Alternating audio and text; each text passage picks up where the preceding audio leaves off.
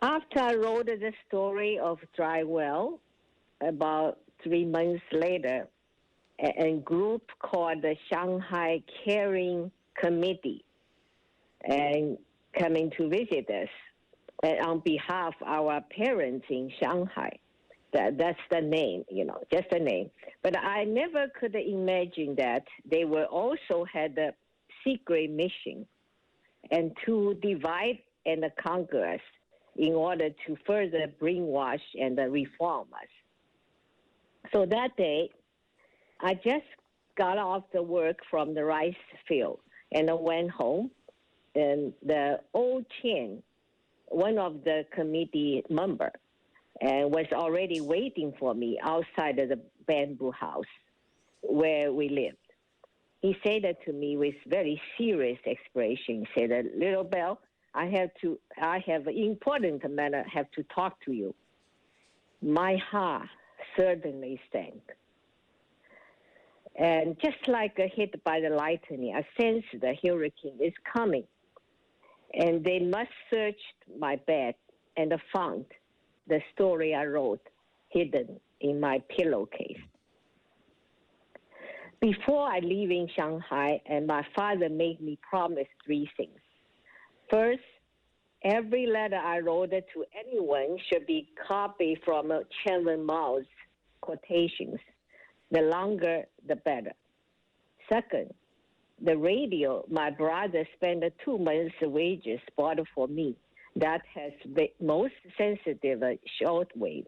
I can listen to BBC because over there it was very far away from central city, and in even the capital of the Yunnan province. But we very near, just one mountain divided the Burma border, so we can hear the signal receiver very clearly, BBC.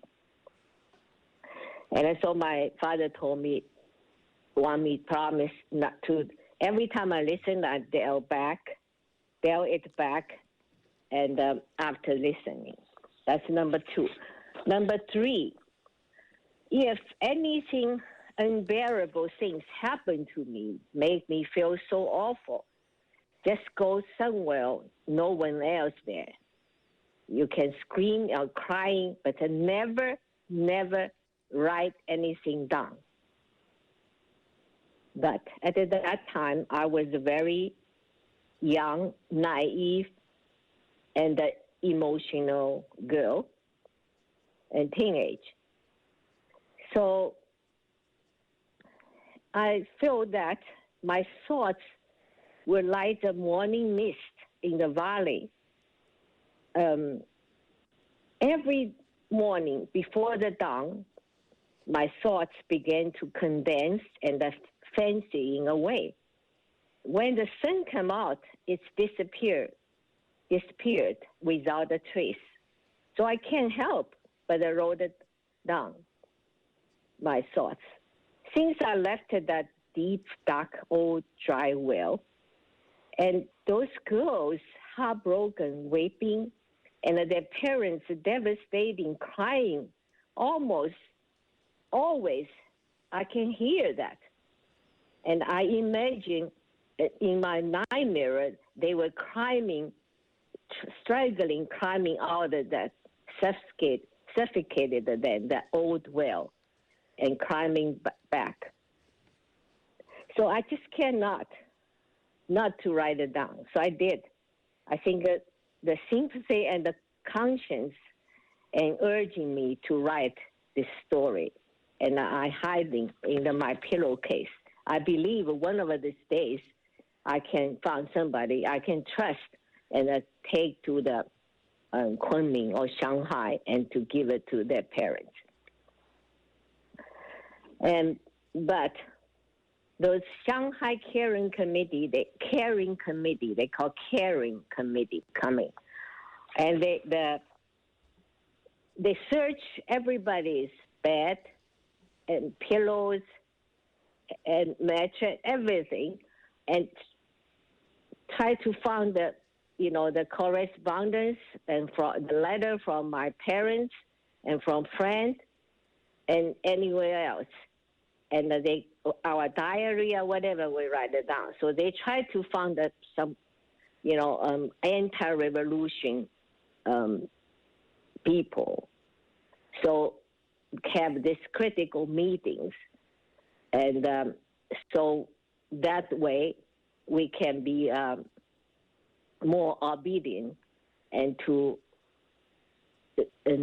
brainwash and reformed. So that guy, old Chen, and told me to follow him and go upwards. This direction toward a place for a group household to eat and meet. And so that direction gave me some trace of the hope.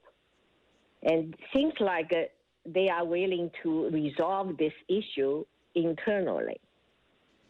So that means it didn't put me in the enemy, that category.